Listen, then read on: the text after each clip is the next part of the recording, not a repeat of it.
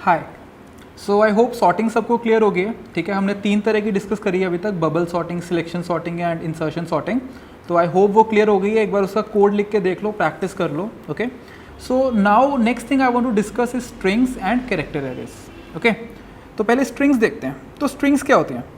Characters के combination को basically हम लोग स्ट्रिंग्स बोल देते हैं। जैसे मेरे पास लेट से एक स्ट्रिंग है मोहित, ठीक है, और लेट से मेरे पास एक स्ट्रिंग है hello, right? So these are basically strings, right? Combination of character से हमारी एक स्ट्रिंग बन जाती है। So let's say this is my string let's say name is S is equal to hello. जैसे हमारा एरे की इंडेक्सिंग होती है बिल्कुल सेम होती है यहाँ पे भी। जैसे इसका इंडेक्स 0 होगा, इसका इंडेक्स 1 होगा, 2 3 एंड 4, राइट? सो एक बार स्ट्रिंग बना के देख लेते हैं। सो लेट्स से स्ट्रिंग str। चलो एक काम करते हैं, यूज़र से इनपुट ले लेते हैं सीधे। सो सी इन str, राइट? जो भी यूज़र इनपुट देगा उसको हम प्रिंट करवा देते हैं सी आउट str, ठीक है, उसको प्रिंट करवा देते हैं सीधे। चलो, तो लेट्स से मैंने स्ट्रिंग दे दी हेलो, तो उसने हेलो ही प्रिंट कर दिया। ठीक है, ये मेरा इनपुट था और ये मेरा आउटपुट है, राइट? ठीक है, अगर मैं इनपुट में दे देता हूँ हेलो मोहित, अब क्या होगा? अभी वो सिर्फ हेलो दे रहा है, राइट? मतलब जब मैंने हेलो दिया था तब उसने हेलो दे दिया, पर अब मैंने हेलो मोहित लिखा, अभी भी हेलो दे रहा है वो। तो हम जब भी ऐसे इनपुट लेते हैं वो क्या करता है कि स्पेस से पहले वाला लेता है, ठीक है? तो स्पेस से सिर्फ पहले वाला लेता है, जैसे स्पेस इनकाउंटर करता है वो वहीं तक उसको रखता है। तो ये प्रॉब्लम सॉल्व करने के लिए instead of using cin string we can use something known as getline. Okay, getline use कर लेंगे। तो इसको 2 चीज़ें चाहिए होती हैं, एक तो सी इन चाहिए होता है, एक हमारा जो वेरिएबल है दैट इज स्ट्रिंग। अभी अगर मैं इनपुट लूँगा तो if I am writing hello Mohit, तो it is going to give me hello Mohit, ठीक है? तो इससे हम लोग ये वाली प्रॉब्लम को सॉल्व कर लेंगे। तो एक काम करते हैं, सारे के सारे कैरेक्टर्स को एक बार प्रिंट करके देख लेते हैं using a for loop. For int I is equal to 0, I less than str dot length, ठीक है?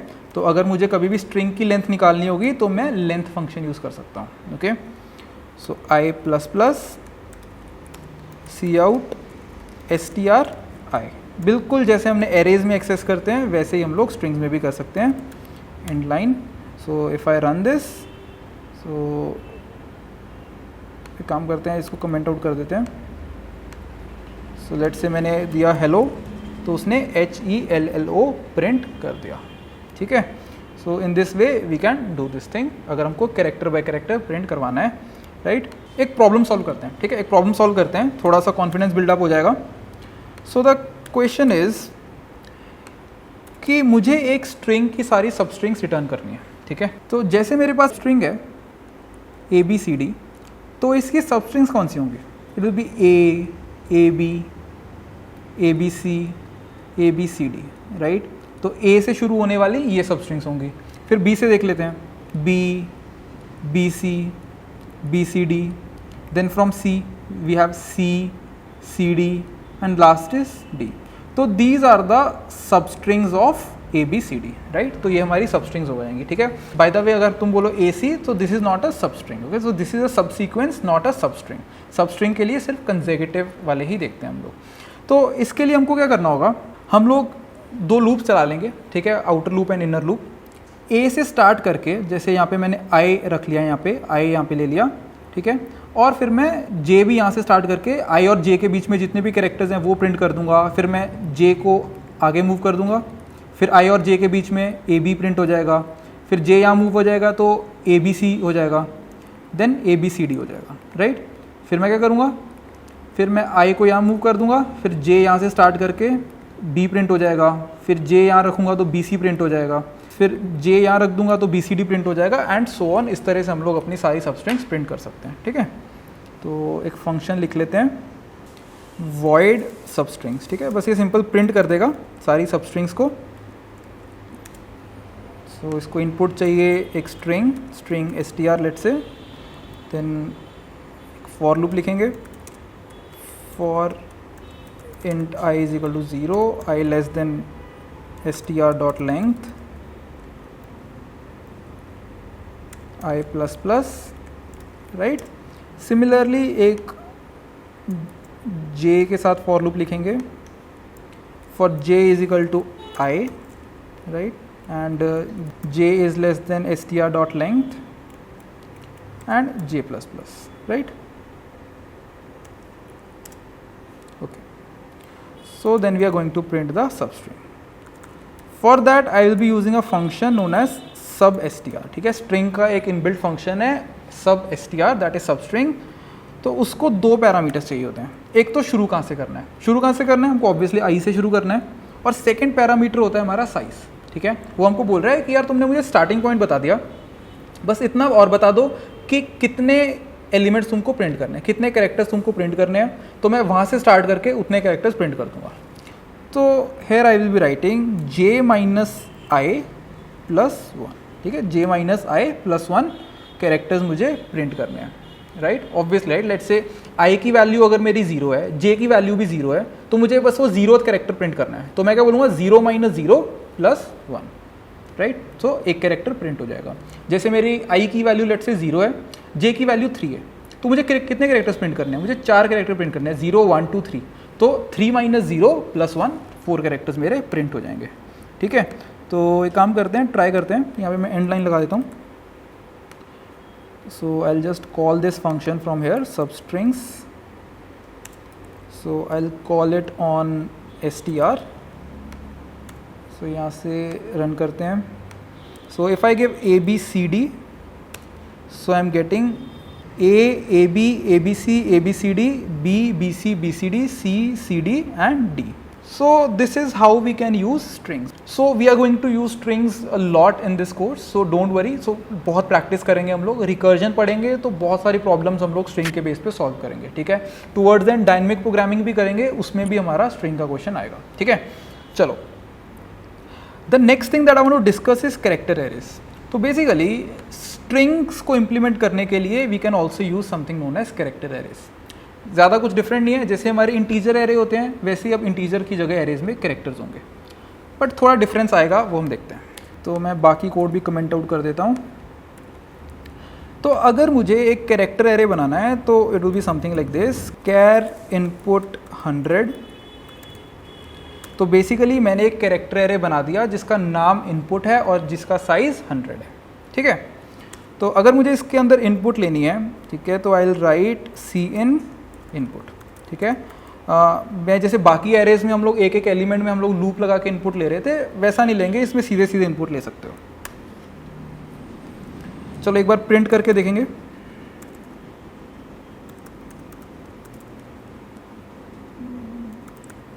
राइट, तो मैं सीधे सीधे एरे को ही प्रिंट कर रहा हूँ, ठीक है। बेसिकली इनपुट एक कैरेक्टर एरे में एरे को प्रिंट कर रहा हूँ। याद करो हम लोग जब एरे को प्रिंट करते थे इंटीजर्स के केस में, तो सीधे सीधे मुझे क्या मिलता था, उसका एड्रेस मिलता था, राइट। बट यहाँ चीज़ें थोड़ी डिफरेंट होने वाली हैं, देखते हैं। तो अगर यहाँ पे मैं इनपुट देता हूँ, लेट्स से मोहित एंटर कर देता हूँ, तो बेसिकली उसने मोहित रिटर्न कर दिया। तो बेसिकली जब मैंने उसको इनपुट के अंदर मोहित दिया तो उसने एक्चुअली किया क्या, उसके पास एक 100 साइज़ का एरे था, ठीक है, 100 साइज़ का एरे था, एंड सो ऑन, ठीक है, काफ़ी बड़ा सा एरे था, लेट इट गो। और उसने उसके अंदर इस तरह से कैरेक्टर डाल दिए MOHIT, ठीक है, उसने उसके अंदर कैरेक्टर्स डाल दिए। और उसने एक नेक्स्ट कैरेक्टर में /0 डाल दिया, which is also known as null character. तो उसने नल कैरेक्टर डाल दिया, ठीक है। और आगे क्या है वो बिल्कुल मैटर नहीं करता। जब मैंने बोला कि मुझे ये एरे प्रिंट करना है, ये इनपुट एरे है, मुझे ये प्रिंट करना है, तो उसने सीधे सीधे मुझे मोहित प्रिंट करके दे दिया। क्यों? क्योंकि जब हम किसी कैरेक्टर एरे को प्रिंट करते हैं, वो शुरू से लेके तब तक प्रिंट करते जाता है जब तक कि उसको नल कैरेक्टर नहीं मिल जाता, ठीक है। जब तक कि उसको नल कैरेक्टर नहीं मिलता वो प्रिंट करते जाता है। So this is how character arrays are saved, ठीक है। चलो एक बार देखते हैं। अगर मैं मैनुअली इनपुट 2 पे जाके एक नल कैरेक्टर डाल देता हूँ तो क्या होगा, तो देखते हैं क्या होगा। मतलब मैं क्या बोल रहा हूँ कि अगर मैं सेकंड इंडेक्स पे जाके खुद से अगर वैल्यू चेंज करके यहाँ पे एक नल कैरेक्टर डाल देता हूँ, ठीक है, फिर क्या होगा, क्या सिर्फ एमओ प्रिंट होगा? मेरे हिसाब से ऐसा ही होना चाहिए, सिर्फ एमओ प्रिंट होना चाहिए, उसके बाद का नहीं होना चाहिए, बिकॉज वो तो तब तक प्रिंट करेगा जब तक कि नल कैरेक्टर नहीं आता। बाय द वे यहाँ पे मुझे सिंगल कोट्स लगानी चाहिए थी, ठीक है, यहाँ पे सब जगह सिंगल कोट्स आनी चाहिए थी, right. So even here single quotes आनी चाहिए थी, okay. So small correction anyways, so let's try to do this now. So